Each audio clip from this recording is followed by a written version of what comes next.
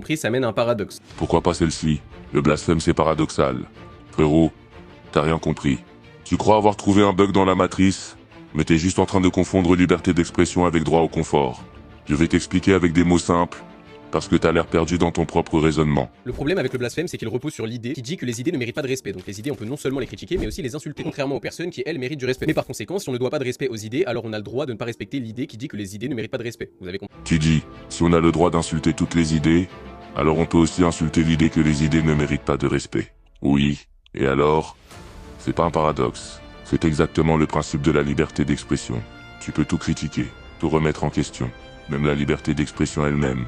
T'as le droit de pas respecter mes idées. Moi j'ai le droit de pas respecter les tiennes. C'est pas une contradiction. C'est la règle du jeu. Et c'est là où les adeptes du blasphème sont incohérents, quand par exemple Cassius Lady s'offusque d'être viré du Z-Event, car sa position soutient le fait qu'on a le droit de ne pas respecter ses idées. Tu as le droit d'être humaniste, tu as le droit d'être pour la liberté d'expression absolue, mais nous, on ne doit aucun respect à ses idées, on peut très bien les rejeter. On peut même les insulter et s'en moquer, selon ta propre position. Là où tu déconnes complètement, c'est quand tu dis « Cassius Lady se plaint d'avoir été virée, alors qu'elle accepte l'irrespect envers les idées. » Mais mec, elle s'est pas plainte d'avoir été critiquée.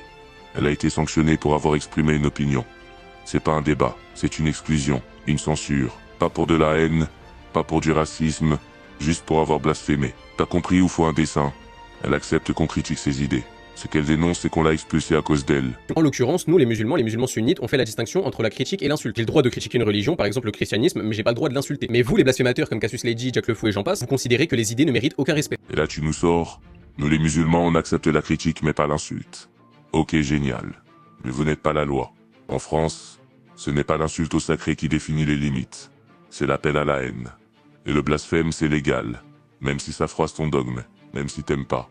Tu veux qu'on respecte ton prophète, t'as le droit de le vénérer, mais t'as pas le droit de forcer les autres à faire pareil. Donc quand Cassius Lady tu te fais virer du Z-Event, tu ne peux pas pleurer, sinon tu es incohérente. Si tu pars du principe que toutes les idées peuvent être insultées, alors les tiennes peuvent également être insultées. Donc tes idées de liberté absolue, etc., on s'en fiche, on peut très bien les rejeter. Mais c'est sûr que c'est plus facile quand c'est les idées des autres qui sont insultées. Tu dis qu'on a le droit de rejeter les idées de Cassius? Parfait, fais-le, réponds, débat, critique. Mais quand tu milites, pour qu'on la vire, pour qu'on la fasse taire, t'es plus dans le débat, t'es dans la censure, la pression, la menace collective. Et ça c'est pas défendre tes idées, c'est trahir la liberté. Mais t'as pas compris, ici y a plus de sacré. Ici personne n'est au-dessus de la critique. Pas même ton Dieu, pas même ta religion. Tu crois la faire taire, mais t'as juste allumé le micro. Et maintenant on est des milliers à reprendre la parole derrière elle. Et on s'arrêtera pas.